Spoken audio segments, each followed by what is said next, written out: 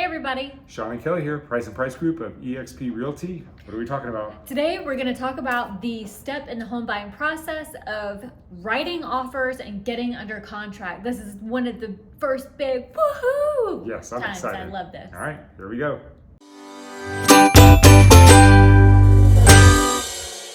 Okay, so it's time to write the offer.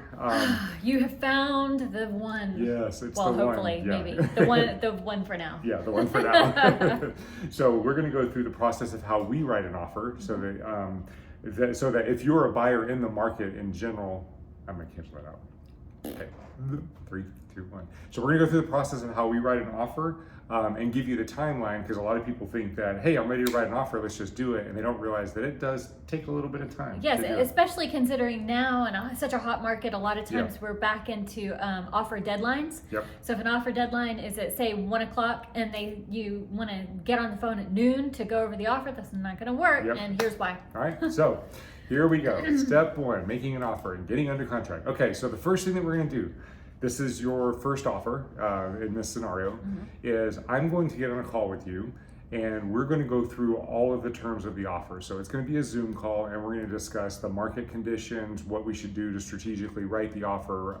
Kelly and I have already spoken with the other agent to find out how many offers we're up against. We've already run the comps. Talk to your lender. Yes, we've talked to the lender. We know what the price point should be, and we're going to go over all the terms step by step of the offer to put the offer summary sheet together. And this is the sheet that basically formulates the offer. That call, on the first call, it takes us about 30 to 45 minutes. After we've done the first offer, certainly after the second or third offer, if it's a competitive market, the buyers get used to it and they kind of know what's going on. So we just tweak it a little bit, and sometimes we don't even need this call. But that first offer, 30 to 45 minutes on the phone, and then it's Kelly's turn. I get to take over, right? So Yes. I take that handy dandy offer sheet Summary that you sheet, guys have discussed, and he passes it to me. And other agents might not know what an offer sheet is because I created it myself. So if you say to your agent, hey, where's that offer sheet? They're not going to have that. Yeah. So then I take it and I write your contract, which the contract it's an offer to purchase contract. So once everyone signs it, if the seller accepts it, that's the offer becomes the contract at that point. And it's a long document. Our offer sheet is a one sheet, but that turns into a good 15 to 30 pages, depending on what we're doing. You really don't need to concern yourself with a lot of the technicalities that go into the contract and the offer that I'm writing. It has a lot to do with property tax searches, blah, blah, blah, blah, blah, all that kind of stuff. But don't worry, because you're about to go through it. Yes. So it takes Kelly, once she gets that offer sheet, it takes her about an hour, realistically, to write that offer. Sometimes quicker, but a lot of times an hour, sometimes a little bit longer. Especially, if the listing agent has left some holes, then sometimes I need to get on the phone with them. If they're unreachable, I've got to do a little bit more looking. Yep, which I hate that part. That's okay, that's why I do it, because I love that part. Okay, so Kelly has now finished up the contract. She has sent it out to all parties involved that need to review and sign the contract via DocuSign for electronic signatures, but don't sign it yet because do not sign yet. We're going to get on another Zoom call and we're going to go through the contract. Now, this is a little bit different than step 1, the summary sheet, because in the summary sheet, we're talking about just the terms. In Virginia, we use standard contracts. So there are parts of the contract that we can fill in, for example, price, contingency, so on and so forth. But then there are other parts of the contract that we're not allowed to change. You're still signing and committing to those parts of the contract. So on this call, we're going to review and show you where we put the terms in, but we're also going to review all of the other parts of the contract. So that's going to take us probably, depending on how much detail you want to get into, sometimes we're through it in 20 to 30 minutes. Sometimes we're on the phone for an hour, hour and a half. It just depends on the questions that you have. It'll be going through everything, giving you a chance to read every paragraph, and then whatever questions you have, wherever you need clarification, we'll dive into that as deeply as needed. And this is a very, very important step, because once you sign it, and once we go to step 4, and Kelly, once you electronically sign it, and then Kelly takes that electronically signed document and submits it to the seller, If the seller signs that and accepts it, it is now a binding contract. So Right. you have just legally agreed to everything that we went over in that contract. Yes. So it's very important that you understand all of the details in step Yeah. 3. And there are going to be some points that where if Sean dives into it, like the definitions, Yes. a day means this. Yes. Pay attention because a deadline. day is different for your lender than it is for your the whole real estate thing. A Yes. day can mean your entire earnest money deposit. Yes. A day is very important. Yeah, and a deadline is a deadline is a deadline. It's not suggested. Yep. It can be on or before, Yep. but it is not Yep.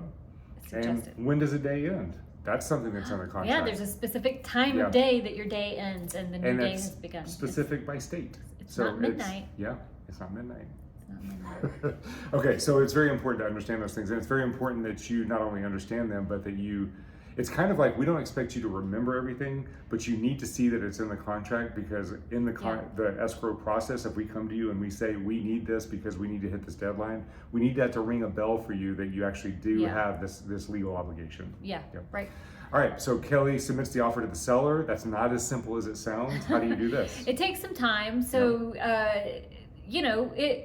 again, I always hit on relationships Mm-hmm. with each other, with agents. There are really there are nuances to how to present an offer in the best light Yep. to the seller's agents. And so I'm busy usually getting all of that together while Sean is on this other Zoom with you going through the contract. So sometimes that takes me a little more time depending on how much time you guys spend, and then I'm gonna do that. Yep. That's great. All I'm right. gonna give away all my secrets. That's right. Speak vaguely, grasshopper. That's right.